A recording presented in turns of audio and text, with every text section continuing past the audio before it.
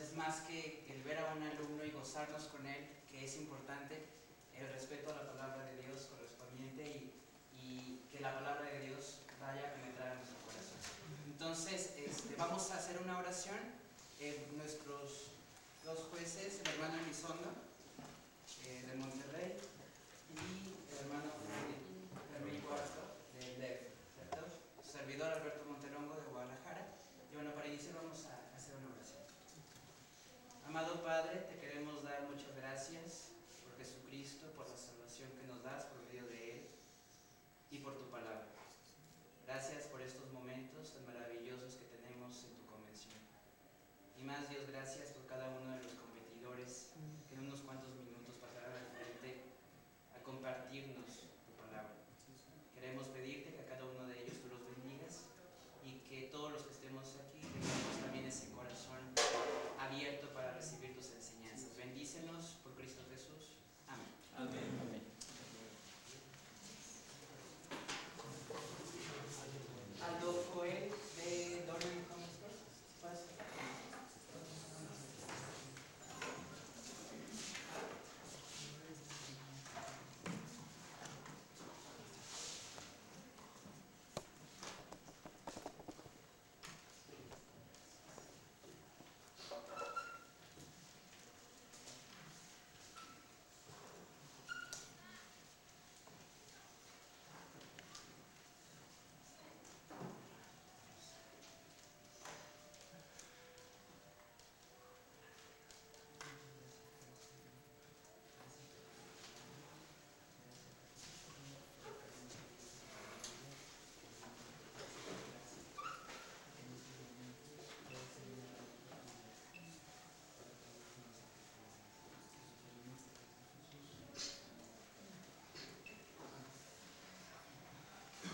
Vamos a guardar silencio, por favor.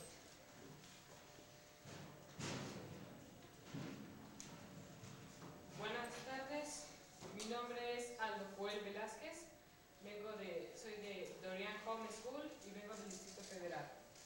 Voy a hablar hoy acerca de la parábola del hijo pródigo y que la honra sea para Dios. Estoy seguro que la mayoría de ustedes han leído o saben del cuento de Aladino. Como recordarán, en el cuento Aladino encuentra una lámpara de latón. Había algo escrito en ella, pero la lámpara estaba tan sucia que no podía leerlo, y cuando la frotó para quitar el polvo de la suciedad, salió un genio que le dijo que le concedería 3 deseos. Hoy tengo una historia similar, pero no tiene ningún genio ni una lámpara. Es una historia narrada por nuestro Señor Jesucristo acerca de un joven que tenía 3 deseos. Deseaba tener mucho dinero, deseaba viajar y conocer el mundo, y deseaba ser su propio jefe. Al joven se le concedieron los 3 deseos, pero no por un genio. La Biblia nos narra de este joven, el cual fue a donde estaba su padre y le pidió que le diera la herencia que recibiría cuando su padre muriera. Un hombre tenía 2 hijos, y el menor de ellos dijo a su padre: «Padre, dame la parte de los bienes que me corresponde», y les repartió los bienes. La herencia de este hijo menor era de 1/3. La del hijo menor eran 2/3, según lo indica el libro de Deuteronomio. En la mayoría de los casos, los hijos la recibían cuando el padre moría, aunque algunos padres optaban por dividir su herencia antes y retirarse de la administración de sus bienes. Lo que no es usual aquí es que el hijo menor fuera el que iniciara esa división de los bienes, causando así una falta de respeto contra el padre como cabeza de familia. El que el hijo menor pidiera esa división de los bienes era como pedir que su padre se muriera. Debió haberle partido el corazón a su padre, pero aún así le dio su parte de la herencia. De la misma manera, Dios ha dado de su riqueza a un mundo de pecadores perdidos, pero ellos la han desperdiciado. Aun cuando el padre sentía tristeza al ver el hijo irse, le dio la parte de la herencia que le correspondía, y el joven fue y viajó por el mundo. Y juntándolo todo, el hijo menor se fue lejos a una provincia apartada. De allí desperdició sus bienes viviendo perdidamente. Visitó todos los lugares que había deseado visitar e hizo todo lo que había querido hacer. Se sentía feliz de que nadie le dijera lo que tenía que hacer. Como tenía mucho dinero, si veía algo que quería, lo compraba. Y como tenía mucho dinero, también tenía muchos amigos. Parece una historia con un final feliz, pero la historia no termina aquí. Después de un tiempo, el joven se encontró sin dinero. Lo había malgastado todo. Entonces sus amigos se alejaron de él.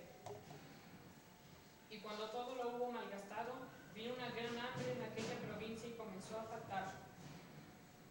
Y fue y se arrimó a uno de los ciudadanos de aquella tierra, el cual le envió a su hacienda para que apacentase cerdos. Se sentía desesperado, así que fue y empezó a trabajar para un hombre que lo envió a alimentar cerdos. De acuerdo con la ley de Moisés, los cerdos eran animales inmundos, lo que significaba que no podían usarse en sacrificios ni comerse. Para protegerse de esa contaminación, los judíos ni siquiera osaban tocarlos. Y deseaba llenar su vientre de las algarrobas que comían los cerdos, pero nadie le daba. El joven tenía tanta hambre que se hubiese sentido contento de comer la comida que se le daba a los cerdos. Mientras miraba el corral de cerdos con su sociedad, pensó en la forma tan desordenada en la que había vivido. Para un judío, pararse delante de cerdos que se alimentaban era una gran humillación. Y para este joven, comer lo que los cerdos dejaban era una degradación que iba más allá de lo creíble. El hijo menor realmente había llegado a lo más bajo.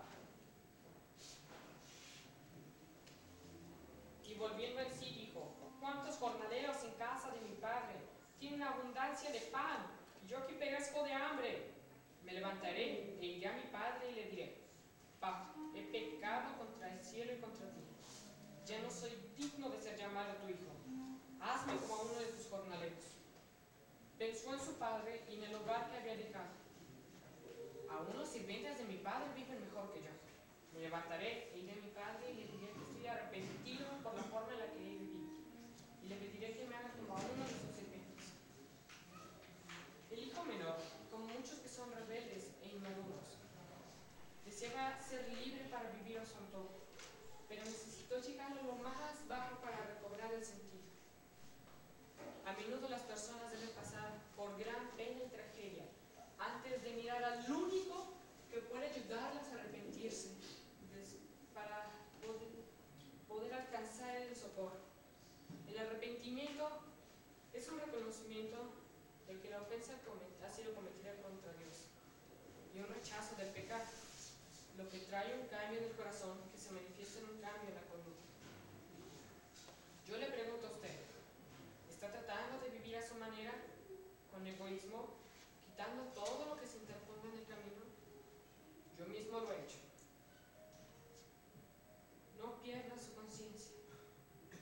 Mire antes de tocar fondo. Evite ir al infierno apropiando el pago que ya hizo el Señor Jesucristo por usted en la cruz del Calvario. Y evite a su familia el dolor. ¿Cree que este padre que nos narra la Biblia estaría dispuesto a que su hijo regresara al hogar? Por supuesto que sí, pero no como un siervo, lo recibió como a un hijo. Y levantándose, vino a su padre, y cuando aún estaba lejos, lo vio su padre, fue movido a misericordia, y corrió y se echó sobre su cuello y le besó. En el oriente era inusual que los hombres mayores corrieran, pero este hombre tuvo que hacerlo por debido a compasión por el muchacho. El joven había deshonrado a su familia de una manera tan grande que corría el riesgo de que lo apedrearan hasta la muerte. Si comenzaban a lanzarle piedras, hubieran apedreado al padre. Por esa razón fue que se interpuso. Y el hijo le dijo: Padre, he pecado contra el cielo y contra ti, y ya no soy digno de ser llamado tu hijo. Pero el padre dijo a sus siervos: sacad el mejor vestido y vestidle, y poned un anillo en su mano y calzado en sus pies, y traed el becerro gordo y matadlo, y comamos y hagamos fiesta, porque este mi hijo muerto era y ha revivido, se había perdido y es allá. Y comenzaron a regocijarse. El mejor vestido debió haber sido el costoso manto festivo del padre. El calzado indica que no era un sirviente, a pesar de su prisión, y el anillo era la prueba de su condición de hijo. De nuevo y gozo porque se había hallado lo que se había perdido. Llamó a sus siervos y les dijo: hagamos una fiesta y celebremos, porque este mi hijo se había perdido y ahora ha sido encontrado. La recepción del Padre muestra que el arrepentimiento genuino no solo trae perdón, sino una completa restauración. Esta historia que contó el Señor Jesucristo en realidad es una historia acerca de usted y de mí, y la forma en la que nos comportamos a veces. A veces no queremos hacer lo que la Biblia nos indica que hagamos. Pensamos que si tenemos mucho dinero, seremos felices. Pensamos que si tenemos amigos que quieren vivir como nosotros perdidos, seremos muy felices.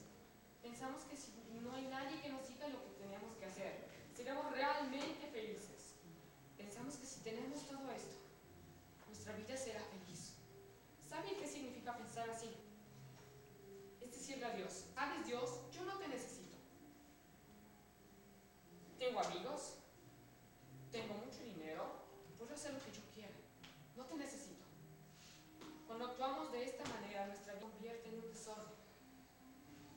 Pues tengo buenas noticias para usted. Al igual que el Padre en nuestra historia, Dios, nuestro Padre Celestial, está dispuesto a recibirnos, esperando con paciencia, deseando que caminemos por el camino